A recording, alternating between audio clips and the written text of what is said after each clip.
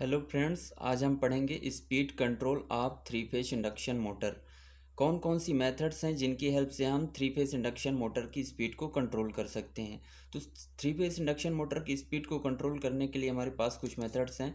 First method है voltage control method, second है rotor resistance control method, third है pole changing method and fourth is VYF control method.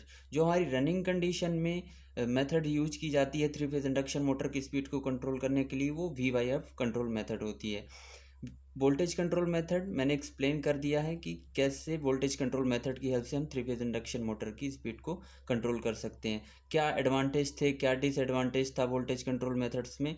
तो हम क्या कर पा रहे थे वोल्टेज कंट्रोल मेथड्स में, हम यहाँ पे वोल्टेज को रेटेड वोल्टेज से ज़्यादा इंक्रीज नहीं कर पा रहे थे, क्योंकि हमारा इंसुलेशन फेल हो जाएगा। हमारा इंसुलेशन वोल्टेज से डिसाइड होता है, रेटेड वोल्टेज से। तो रेटेड वोल्टेज से ज़्यादा हम वोल्टेज अप्लाई नहीं कर सकते, ना ही कम कर सकते। अगर हमने रेटेड वोल्टेज से मीन्स वोल्टेज कम अप्लाई किया तो हमारा जो स्टार्टिंग टॉर्क है वो कम मिलेगा, जो कि मोटर को रोटेट नहीं कर पाएगा। तो इसमें डिसएडवांटेज था कि हम वोल्टेज को ज़्यादा वेरी नहीं कर सकते हैं। जो सेकेंड मेथड है जो आज की वीडियो में मैं एक्सप्लेन करने वाला हूँ, वह रोटर रेजिस्टेंस कंट्रोल मेथड। जैसा कि हम नाम से समझ सकते हैं कि जो रोटर का रेजिस्टेंस है उसको वेरिएबल बना के हम थ्री फेज इंडक्शन मोटर की स्पीड को कंट्रोल करेंगे। तो हम ये मेथड कहाँ पे यूज कर सकते हैं। हम बात करते हैं कि इस मेथड्स को हम किस मशीन में यूज कर सकते हैं। जैसा कि हम जानते हैं कि इंडक्शन मोटर हमारी दो टाइप्स की होती है, एक तो squirrel cage induction motor and second slip ring induction motor, जिसको वाउंड रोटर इंडक्शन मोटर भी बोलते हैं।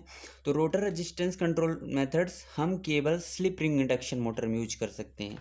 स्लिप रिंग इंडक्शन मोटर में, स्लिप रिंग इंडक्शन मोटर हम इसको स्क्विरल केज इंडक्शन मोटर में यूज नहीं कर सकते, क्योंकि स्क्विरल केज इंडक्शन मोटर का जो कंस्ट्रक्शन होता है रिजिड होता है, इसमें हम एक्सटर्नली कुछ भी ऐड नहीं कर सकते। लेकिन स्लिप रिंग इंडक्शन मोटर में हम एक्सटर्नली रोटर में रेजिस्टेंस को एडप्ट कर सकते हैं।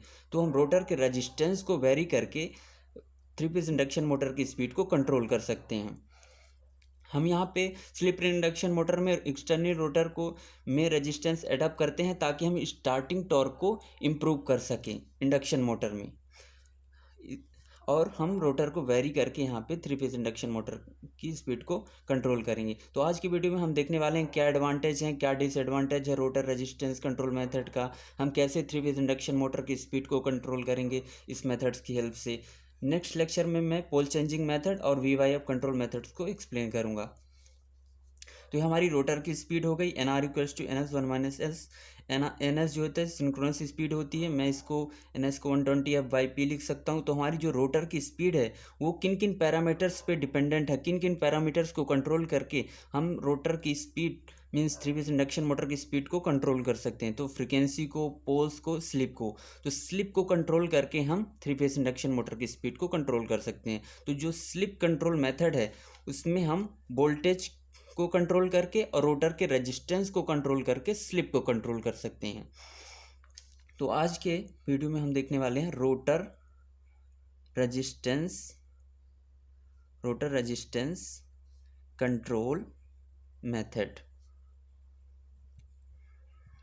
इसमें क्या करेंगे, हम रोटर के रेजिस्टेंस को वेरी करके थ्री फेज इंडक्शन मोटर की स्पीड को कंट्रोल करेंगे।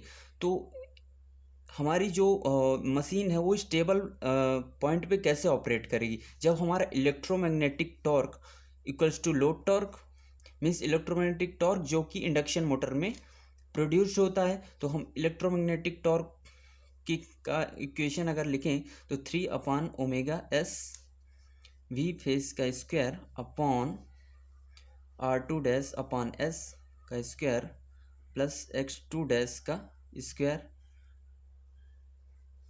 Into R2-/s। ये हमारा इलेक्ट्रोमैग्नेटिक टॉर्क होता है जो कि इंडक्शन मोटर में प्रोड्यूस्ड होता है। अब यहाँ पे हम क्या देखते हैं कि हम रनिंग कंडीशन में मोटर की स्पीड को कंट्रोल कर रहे हैं। तो रनिंग कंडीशन में क्या होगा, रनिंग कंडीशन में हमारा जो सिंक्रोनस स्पीड होगी रोटर की स्पीड के इक्वल होगी। तो जो स्लिप क्या होगी, स्लिप को हम NS-NR अपॉन एन एस लिख सकते हैं। तो अगर N S equals to N R है तो स्लिप क्या हो जाएगी, जीरो हो जाएगी। स्लिप अगर जीरो है तो R two dash upon zero कितना हो जाएगा, इनफाइनाइट हो जाएगा। तो ये क्वांटिटी हायर होगी as compare to the X two dash. तो मैं इस एक्स टू डैश को नेग्लेक्ट कर सकता हूँ इसके कंपैरिजन में, क्योंकि इसकी वैल्यू हाई है सिंस जो स्लिप है हमारी वो ज़ीरो है। तो मैं अगर इसको नेग्लेक्ट करता हूँ एक्स टू डैश तो हमारा इलेक्ट्रोमैग्नेटिक टॉर्क कैसा हो जाएगा, हमारा इलेक्ट्रोमैग्नेटिक टॉर्क 3/ओमेगा एस वी फेस का स्क्वायर, हम यहाँ पे वोल्टेज फेस में लेते हैं, R two dash upon S का square into R two dash upon S. R two dash से आर टू डैश कैंसिल, तो हमारा इलेक्ट्रोमैग्नेटिक टॉर्क कितना हो जाएगा, 3/ओमेगा एस। ये कैंसिल हो जाएगा, स्लिप ऊपर जाएगी तो एस बी फेस का square upon R two dash. यहाँ पे हम रोटर को सिर्फ रोटर को वेरी कर रहे हैं, हमारा वोल्टेज कांस्टेंट है, फ्रीक्वेंसी कांस्टेंट है, तो स्पीड भी कांस्टेंट होगी। तो हमारा इलेक्ट्रोमैग्नेटिक टॉर्क किसके प्रोपोर्शनल हो जाएगा, proportional to the slip upon R two dash, क्योंकि हम यहाँ पे सिर्फ रोटर के रेजिस्टेंस को वेरी करके स्पीड कंट्रोल करना चाहते हैं थ्री फेज इंडक्शन मोटर की। बाकी सारे पैरामीटर्स हमारे यहाँ पे कांस्टेंट है। तो अगर मैं बात करूँ फर्स्ट स्टेप, हमने क्या किया, रोटर के जो रेजिस्टेंस को, सपोज ये आर टू डैश 1 है एज्यूम किया हमने, तो हमने rotor R two dash 2 rotor के रेजिस्टेंस को इंक्रीज कर दिया। आर टू डैश 2 हमने इसको एज्यूम किया, तो आर टू डैश 1 से इंक्रीज है, बड़ा है आर टू डैश 2। यहाँ पे अगर रेजिस्टेंस इंक्रीज किया हमने, रेजिस्टेंस इंक्रीज होगा तो क्या होगा, रेजिस्टेंस अगर इंक्रीज हुआ तो हमारा जो इलेक्ट्रोमैग्नेटिक टॉर्क कम हो गया। सेकेंड पॉइंट क्या हो जाएगा, सेकेंड स्टेप, इलेक्ट्रोमैग्नेटिक टॉर्क कम हो गया। इलेक्ट्रोमैग्नेटिक टॉर्क कम होने का मतलब क्या हो, लोड टॉर्क बढ़ गया, तो लोड टॉर्क इंक्रीज कर जाएगा इलेक्ट्रोमैग्नेटिक टॉर्क से, लोड टॉर्क इंक्रीज कर जाएगा इलेक्ट्रोमैग्नेटिक टॉर्क से। तो थर्ड स्टेप क्या होगी, अगर हमारा लोड बढ़ गया तो हमारी रोटर की स्पीड क्या हो जाएगी, कम हो जाएगी। रोटर की स्पीड कम होगी तो हमारी स्लिप क्या हो जाएगी, स्लिप कितनी होती है, N S minus N R upon N S. अगर हमारी स्पीड कम हो गई तो हमारी स्लिप बढ़ जाएगी। अगर ये क्वांटिटी कम है तो एन एस से कम अमाउंट की स्पीड सब्ट्रैक्ट होगी तो स्लिप हमारी बढ़ जाएगी। स्लिप हमारी अगर बढ़ती है तो हमारा जो टॉर्क क्या होगा, अगर हमारी स्लिप बढ़ रही है तो इलेक्ट्रोमैग्नेटिक टॉर्क अगेन इंक्रीज हो जाएगा। तो इलेक्ट्रोमैग्नेटिक टॉर्क इंक्रीज हो जाएगा। इलेक्ट्रोमैग्नेटिक टॉर्क कब तक इंक्रीज होगा, जब तक कि लोड टॉर्क के इक्वल ना हो जाए। हमारा जो फिफ्थ स्टेप होगा, electromagnetic torque equals to load torque. जब हमारा इलेक्ट्रोमैग्नेटिक टॉर्क लोड टॉर्क के इक्वल होगा तो हमारी जो मशीन है स्टेबल पॉइंट पे ऑपरेट करने लगेगी। हमारी मशीन को स्टेबल पॉइंट में ऑपरेट करने के लिए इलेक्ट्रोमैग्नेटिक टॉर्क जो है लोड टॉर्क के इक्वल होना चाहिए। अगर इलेक्ट्रोमैग्नेटिक टॉर्क लोड टॉर्क के से ज़्यादा या कम हुआ तो हमारी मशीन स्टेबल पॉइंट पे ऑपरेट नहीं करेगी, या तो एक्सेलरेट होगी या डी एक्सेलरेट होगी। अगर एक्सेलरेट होगी तो हमारा सिंक्रोनिज्म लूज हो जाएगा, या फिर डी एक्सेलरेट होगी तो हमारा सिंक्रोनिज्म लूज हो जाएगा और मशीन स्टॉप हो जाएगी। अब हम इसी स्टेप्स को टॉर्क स्पीड कैरेक्टरिस्टिक से समझने की कोशिश करते हैं, कैसा हमारा टॉर्क वेरी करेगा। अगर हम रेजिस्टेंस को वेरी करते हैं हमारी स्पीड कैसे कंट्रोल होगी, तो हम टॉर्क स्पीड कैरेक्टरिस्टिक सीखते हैं।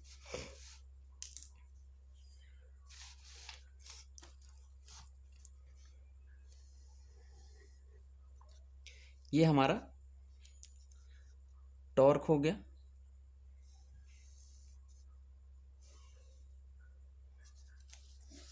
ये हमारी स्पीड हो गई, ये टॉर्क,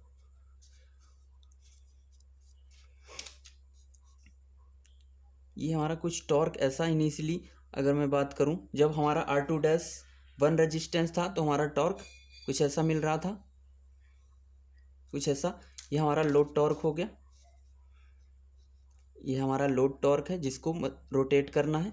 हमारी इनिशियली मशीन इस पॉइंट पे रोटेट कर रही थी, OA NR इक्वल्स टू 0, यहाँ पे स्लिप 1 है, यहाँ पे रोटर रेस्ट पोजीशन पे है। अगर मैं रोटर के रेजिस्टेंस को इंक्रीज करता हूँ, अगर हमने यहाँ पे क्या किया था, रोटर के रेजिस्टेंस को इंक्रीज किया था, तो रोटर के रेजिस्टेंस को इंक्रीज करने से क्या होगा, रोटर के रेजिस्टेंस को इंक्रीज करने से ये हमारा मैक्सिमम टॉर्क हो गया, जहाँ पे हमें मैक्सिमम टॉर्क मिल रहा है। ये पॉइंट क्या है, ये हमारा मैक्सिमम टॉर्क हो गया, टी मैक्स। ये स्टार्टिंग टॉर्क, ये लोड टॉर्क हो गया।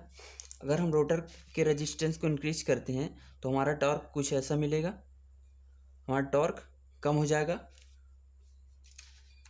हमने यहाँ पे क्या किया था, रोटर के रेजिस्टेंस को इंक्रीज किया था, तो हमारा इलेक्ट्रोमैग्नेटिक टॉर्क कम हो गया था। तो यहाँ पे हम ग्राफ पे देख सकते हैं कि हमने अगर रेजिस्टेंस को इंक्रीज किया तो हमारा इलेक्ट्रोमैग्नेटिक टॉर्क कम हो गया प्रीवियस के अकॉर्डिंग। ये हमारा R2-1 है रेजिस्टेंस, ये है R2-2 रेजिस्टेंस। ये रेजिस्टेंस ज़्यादा इस रेजिस्टेंस से, तो हमारा इलेक्ट्रोमैग्नेटिक टॉर्क कम हो गया। अब हमारी मशीन इस पॉइंट पे ऑपरेट कर रही है, पॉइंट बी पे। अब हम देखते हैं थोड़ा सा, अगर हम रेजिस्टेंस को और इंक्रीज करते हैं तो हमारा जो टॉर्क होगा, ये हमारा टॉर्क कुछ ऐसा होगा इस पॉइंट पे। तो ये कुछ ऐसा मिलेगा। तो हमारी स्पीड इस पॉइंट पे रोटेट करने लगी। इस पॉइंट पे क्यों रोटेट करेगी, क्योंकि यहाँ पर इलेक्ट्रोमैग्नेटिक टॉर्क इक्वल हो गया लोड टॉर्क के, यहाँ पे भी इलेक्ट्रोमैग्नेटिक टॉर्क लोड टॉर्क के इक्वल हो गया। तो जब हमारा electromagnetic torque equals to load torque, तभी हमारी मशीन ऑपरेट करेगी। ये हमारा स्टेबल जोन होता है मशीन को ऑपरेट करने के लिए। तो हम क्या देख रहे हैं, जैसे जैसे रेजिस्टेंस हम इंक्रीज कर रहे हैं तो हमारा इलेक्ट्रोमैग्नेटिक टॉर्क कम हो रहा है।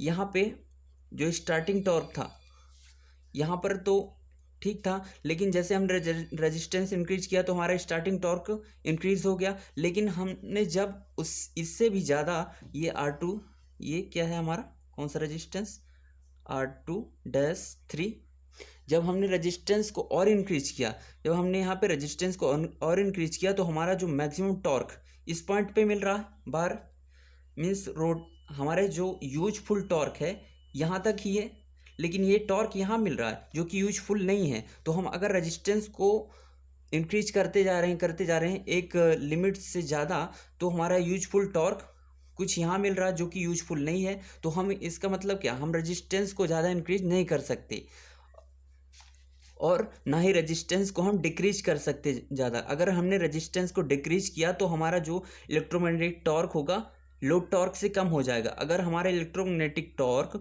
लोड टॉर्क से कम हो गया तो हमारी मशीन रोटेट ही नहीं कर पाएगी। तो इसलिए हम रोटर रेजिस्टेंस को ना तो कम कर सकते हैं ज़्यादा, ना ही इंक्रीज कर सकते, क्योंकि हमारा जो मैक्सिमम टॉर्क इस पॉइंट पे मिलेगा। इस पॉइंट पे अगर मैक्सिमम टॉर्क मिला तो यूजफुल टॉर्क नहीं है, तो मशीन को रोटेट ही नहीं कर पाएगा। ये हमारा यहाँ पे स्लिप 1 होती है, यहाँ पे हमारी स्लिप हायर होगी S2। तो अगर स्लिप S2 होगी तो NR equals to NS minus NR upon NS। अगर स्लिप, सॉरी ये स्लिप है, slip equals to NS minus NR upon NS। अगर स्लिप हायर है तो यहाँ पे जो रोटर की स्पीड होगी कितनी हो जाएगी, -NS के। मीन्स जो रोटर की स्पीड सिंक्रोनस स्पीड के अपोजिट डायरेक्शन में रोटेट कर रही है। यहाँ पे ये ब्रेकिंग हो गया एक तरफ से, मीन्स रोटर की जो स्पीड है सिंक्रोनस स्पीड से अपोजिट डायरेक्शन में रोटेट कर रही है, मीन्स यहाँ पे मशीन रोटेट ही नहीं कर पाएगी। तो यहाँ पे अगर हमें टॉर्क मिल रहा है मैक्सिमम टॉर्क, तो यूजफुल टॉर्क नहीं है, क्योंकि हमें टॉर्क इस बाउंड्री के इनसाइड ही मिलना चाहिए मैक्सिमम टॉर्क। मीन्स यहाँ पे कहीं मैक्सिमम टॉर्क मिले तो वही यूजफुल टॉर्क होगा। यहाँ पे जो टॉर्क है ये यूजफुल टॉर्क नहीं है, तो हम रेजिस्टेंस को ज़्यादा इंक्रीज नहीं कर सकते, ना ही कम कर सकते। अगर हमने रेजिस्टेंस को कम किया तो हमारा जो स्टार्टिंग टॉर्क है वो कम हो जाएगा, जो कि मशीन को रोटेट नहीं कर सकता, क्योंकि लोड टॉर्क ज़्यादा है स्टार्टिंग टॉर्क से। तो हम रेजिस्टेंस को कम नहीं कर सकते, ना ही ज़्यादा कर सकते। तो ये यहाँ पे डिसएडवांटेज है रोटर रेजिस्टेंस कंट्रोल मेथड्स का। और जैसे जैसे हम यहाँ पे क्या देख रहे हैं, हमने यहाँ पे रोटर के रेजिस्टेंस को क्या किया था, इंक्रीज किया था। R2-3 ग्रेटर देन R2-2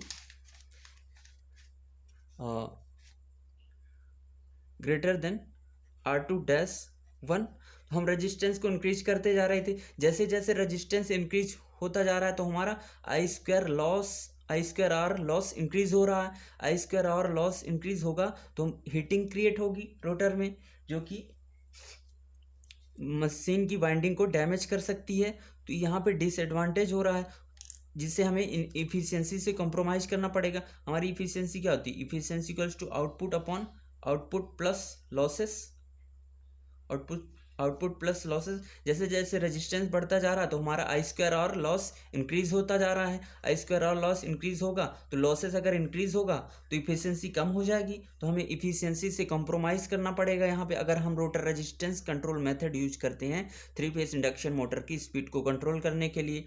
तो यहाँ पे डिसएडवांटेज है कि हमारा जो इफिशियंसी कम हो रही है, रोटर में हीटिंग इफेक्ट हो रहा है, आई स्क्वायर लॉस ज़्यादा इंक्रीज हो रहे हैं। हम रोटर के रेजिस्टेंस को ज़्यादा इंक्रीज भी नहीं कर सकते, ना ज़्यादा कम कर सकते। अगर हमने कम किया तो हमारा जो स्टार्टिंग टॉर्क है वो कम मिलेगा, जो कि लोड टॉर्क को रोटेट ही नहीं कर पाएगा। अगर हमने रोटर के रेजिस्टेंस को ज़्यादा किया तो हमारा जो मैक्सिमम टॉर्क है यहाँ पे मिलेगा बाउंड्री के बाहर, जो कि यूजफुल टॉर्क नहीं है। तो हम रोटर के रेजिस्टेंस को इंक्रीज नहीं कर सकते एक लिमिट से ज़्यादा, और यहाँ पे हम रोटर रेजिस्टेंस को डिक्रीज भी नहीं कर सकते ज़्यादा।